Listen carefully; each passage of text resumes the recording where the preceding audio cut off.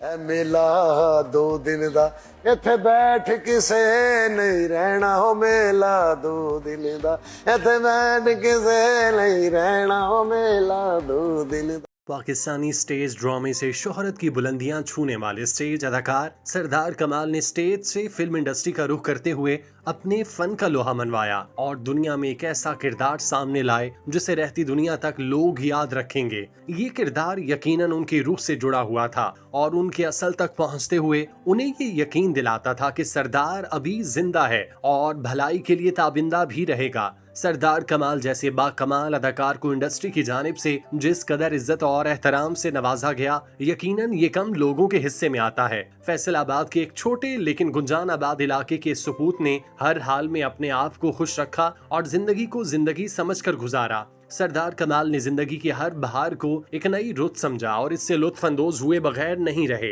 एक मुतवस्सत गुज्जर घराने से ताल्लुक रखने वाले सरदार कमाल बचपन से ही कुछ कर गुजरने की लगन रखते थे और खुद को मनवाने के लिए किसी भी हद तक जाने के लिए तैयार थे। आइए हम जानते हैं कि सरदार कमाल ने अपनी जिंदगी में कितने असासे बनाए और अपने मरने के बाद कितनी दौलत छोड़ी।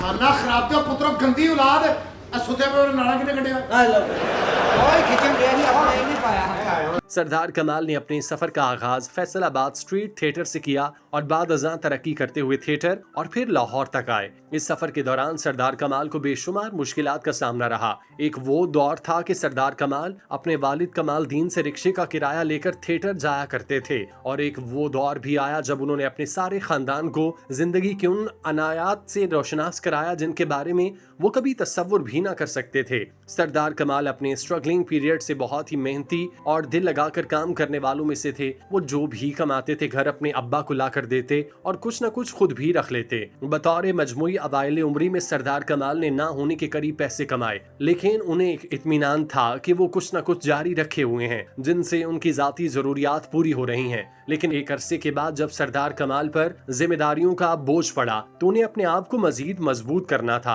उनकी शादी के बाद उन्होंने अपनी सरगर्मियां मजीद तेज कर दी। सरदार कमाल अवाइल उम्री में स्ट्रीट थिएटर से 20 से 25 रुपए कमाया करते, लेकिन ये 20 से 25 रुपयों का सफर 20 से 25 हजार और फिर लाखों तक कैसे पहुंच गया, यकीनन ये सरदार कमाल की मेहनत का समर था। ये जहरीले दी गल करदे ਇਹਨੂੰ ਸੱਪ ਲੜਿਆ ਸੱਪ ਨੇ 9 ਕਰੋੜ ਉਲਟੀ ਕੀਤੀ ਉਹ ਕਹਿੰਦਾ ਮੇਰੇ ਮਾਲਕਾ ਮੈਨੂੰ ਨਹੀਂ ਸੀ ਪਤਾ ਦੁਨੀਆ ਤੇ ਮੇਰੇ ਨਾਲ ਵੀ ਕੋਈ ਜ਼ਹਿਰੀਲੀ ਚੀਜ਼ ਫਿਰਨ ਰਹੀ ਹੈ। सरदार कमाल एक दरवेश सिफ्त इंसान थे और दौलत को कभी इतनी ज्यादा अहमियत नहीं दिया करते थे, बल्कि जो मिला करता उसे सब्र और शुक्र से कबूल करते। गो के स्टेज इंडस्ट्री से वाबस्ता रहकर उन्होंने लाखों कमाए, लेकिन सरदार कमाल ने कभी भी इन पैसों को अपने सर पर सवार नहीं होने दिया। वो बतौर एक लिखारी और हिदायतकार भी मंजर पर नमूदार हुए, लेकिन उनकी तरजीह हमेशा अच्छा और मयारी काम रही, ना कि पैसा। इसमें दो राहे नहीं कि पैसा अहमियत का हामिल है, लेकिन सरदार कमाल के यहाँ पैसा महज जरूरत की शय थी और वो उसे बहुत सोच समझ कर इस्तेमाल करते। सरदार कमाल चाहते तो लाहौर ही में अपने लिए कालीशान बंगला तामीर कर सकते थे, लेकिन उन्होंने हमेशा सादगी, आजी और इनकसारी को अपने दामन का हिस्सा बनाए रखा और मेहनत के जरिए रिज़्क़े हलाल अपने बच्चों तक पहुँचाया। जिसकी सबसे बड़ी मिसाल ये थी कि सरदार कमाल अपने आखिरी दिन भी लाहौर इकबाल चाउ में घर के छोटे से पोर्शन में मुकीम थे, जहां वो गुज़श्ता काफी अरसे से क़याम पजीर थे। सरदार कमाल ने अपनी जिंदगी में फिल्में भी की, लेकिन स्टेज ड्रामों से हटकर उनकी पहली पंजाबी फिल्म मुंडा विगड़ा जावे पर उनकी सोच से भी ज्यादा रकम मिली। नीज बाद अज़ां जब उनका नाम स्टेज ड्रामे के मंजर पर वाज़े तौर पर नमूदार हुआ तो उन्हें अच्छी खासी रकम बतौर एक स्टेज ड्रामा एक्टर आना शुरू हो गई। सरदार कमाल के पास अपनी जाती इस्तेमाल के लिए एक गाड़ी तो थी, लेकिन उन्होंने इन चीजों पर इतने पैसे खर्च नहीं किए थे। देखा जाए तो सरदार कमाल अमीर अदाकारों में शुमार किए जाते थे। उन्होंने अपनी जिंदगी में बहुत सारी दौलत कमाई। अदाकार सरदार कमाल के ज्यादातर असासे उनके नाम ही थे, लेकिन उनका आबाई घर मोहल्ला शरीफपुरा झाल चौक अभी भी उनके वालिद के नाम था, जिसे वो बेचना नहीं चाहते थे, ना ही जिंदगी में कभी इरादा रखते थे। उनका दूसरा घर उनके आबाई गांव चक 76 रेबे सत्याना रोड भी था, जहां वो बहुत कम ही चक्कर लगाया करते। हत्ता कि सरदार कमाल लाहौर में भी एक ऐसे छोटे से पोर्शन में मुकीम थे जिसके बारे में लोग सोच भी नहीं सकते थे कि इतना बड़ा फनकार 2 से 3 कमरों में कैसे जिंदगी बसर कर रहा है। मैं ब्याह नहीं कराना, मैं नहीं कराना ब्याह। क्यों कह रहे हो? यदि तलाशी लो, इन्हें पिस्तौल लाया। बात की जाए सरदार कमाल के कुल असासों के वारिसीन की तो उनके तमाम तर असासे उनकी वफात के बाद उनके अहले खाना यानी उनकी बेवा और उनके 3 बच्चों में मुंतकिल होंगे। सरदार कमाल पुरौनक जिंदगी बसर करने वाले इंसान थे। उन्होंने अपने पीक के दौर में इज्जत और दौलत दोनों समेटी और खूब नाम कमाया। वो मौजूदा दुनिया न्यूज के प्रोग्राम मजाकरात में कितने पैसे लेते थे तो आपको बताएं कि प्रोग्राम मजाकरात के कॉमेडियंस की तनख्वाहें उनके तजुर्बे, मकबूलियत और शो की कामयाबी पर मुनहसर होती हैं। उनमें नुमाया नामों में कैसर पिया, इफ्तिखार ठाकुर और अकरम उदास, सरदार कमाल शामिल थे, जो पाकिस्तानी तफरीही सनत के मारूफ कॉमेडियंस हैं और पूरी दुनिया में अपने फन से खूब दाद समेट चुके। कैसर पिया, इफ्तिखार ठाकुर और अकरम उदास सरदार कमाल जैसे कॉमेडियंस की फी किस्त आमदनी तकरीबन 3 लाख से 5 लाख पाकिस्तानी रुपए है। ये तनख्वाहें उनकी मज़ाहिया सलाहियतों, शायकीन की तादाद और शो की मकबूलियत की बुनियाद पर मुनहसर हैं। शो की बढ़ती हुई शोहरत और कामयाबी से कॉमेडियंस की तनख्वाहों में भी इजाफा होता है। ये आदादुशुमार मुख्तलिफ अवामिल जैसे शो का बजट, कॉमेडियंस की मांग और टेलीविजन चैनल की माली हालत पर मुनहसर है। मजाकरात एक मकबूल तरीन शो है जिसमें मुख्तलिफ मज़ाहिया सेक्शंस, सेलिब्रिटी गेस्ट और इंटरटेनमेंट के मुख्तलिफ पहलू शामिल होते हैं, जिसकी वजह से ये शो अवाम में मकबूल है और इसके कॉमेडियंस की तनख्वाहें भी अच्छी हैं। सरदार कमाल इस प्रोग्राम से अच्छी खासी रकम कमा रहे थे और लाहौर में तनहा लेकिन खुशहाल जिंदगी बसर कर रहे थे। उनकी सबसे बड़ी तरजीह उनका खानदान था और वो इसी की वजह से लाहौर में मुकीम रहकर काम में मगन थे।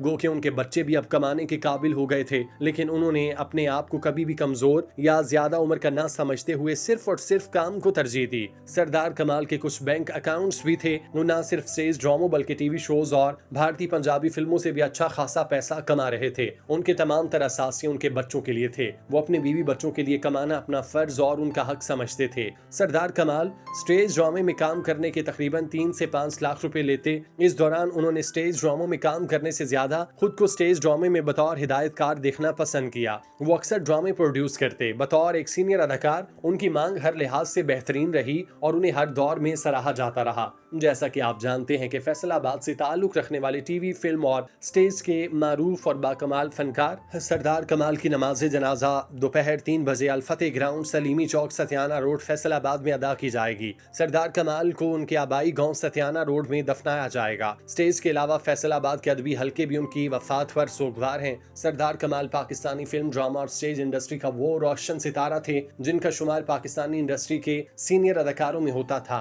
वो फैसलाबाद से ताल्लुक रखते थे और निजी टीवी के मकबूल शो में काम कर रहे थे। सरदार कमाल ने अपनी टीम के हमरा 7 अगस्त से ड्रामा और शो के लिए इंग्लैंड जाना था, जिसकी वजह से वो शो की एडवांस रिकॉर्डिंग करा रहे थे। उन्होंने अपनी जिंदगी का आखिरी प्रोग्राम कराची से ताल्लुक रखने वाले मारूफ कॉमेडियन रऊफ लाला के साथ किया। सरदार कमाल को उनके अरूज के दौर में हमसाया मुल्क भारत से भी काम की ऑफर्स आई, लेकिन उन्होंने हमेशा अपने वतन को तरजीह दी और मुल्क को मिल्लत पर जान निछावर करने का जज्बा लिए। आखिरी सांस तक इस मुल्क की बका के लिए काम करते रहे। मशहूर मारूफ कॉमेडियन का ऐसे चले जाना उनके खानदान समेत पाकिस्तान भर के फनकारों में एक लर्जा तारी कर गया। हमारी दुआ है कि अल्लाह रब्बुल इज़्ज़त उनकी मगफिरत फरमाए। आमीन।